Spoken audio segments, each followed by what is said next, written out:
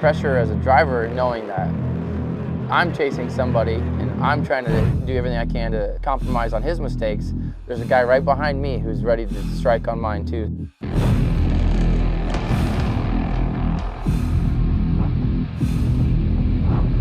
Went to Antigo for the round one of Champ Off-Road with a brand new build, brand new car that I built myself. It was a bittersweet weekend. We showed up, we had a great car, great speed. We showed everybody how fast we were, but at the end of the day, we just couldn't capitalize, just couldn't get it on the box.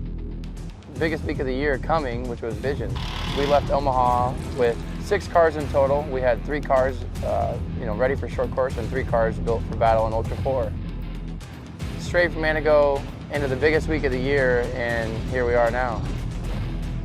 Visions this week was exciting because it not only had MAO short course series, but also gave us a chance to run the Ultra 4. A lot of action in 1 week. In qualifying, I went out and I was on a tear, got a little excited, made a small head driver error, and I rolled in qualifying. So then going into day 1, I had to start from dead last. My feature race, I was just wanted to be on the podium, and I was in 3rd place, running a good race.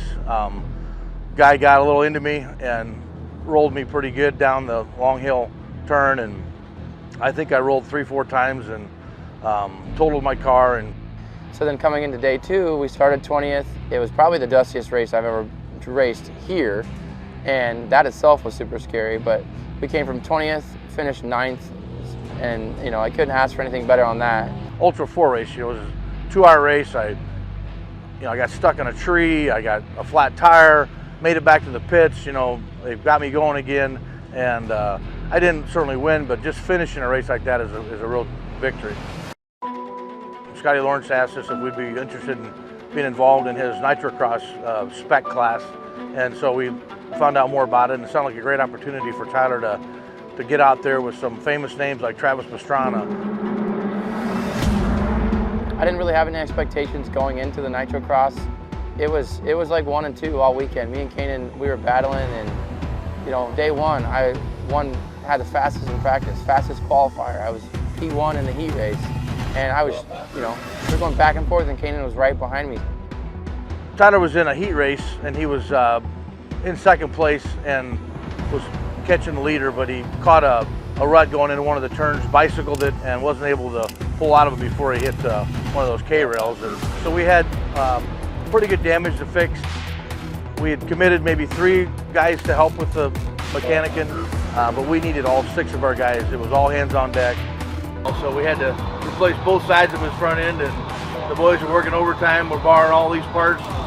Till last night at like 12:45, those guys we were working on the car.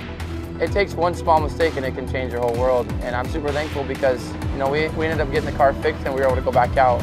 When it came down to I took my Joker lap, I jumped right in front of them, and we literally came down to the last lap.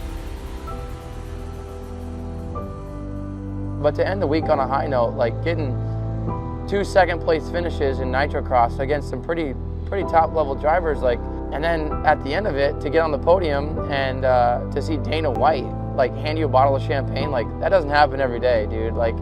That's nuts. Travis was trying to give you a compliment. He was like, dude, I didn't know who you were at all before this, but I saw you practice and I looked you straight up. I didn't even know what your lap times were or anything.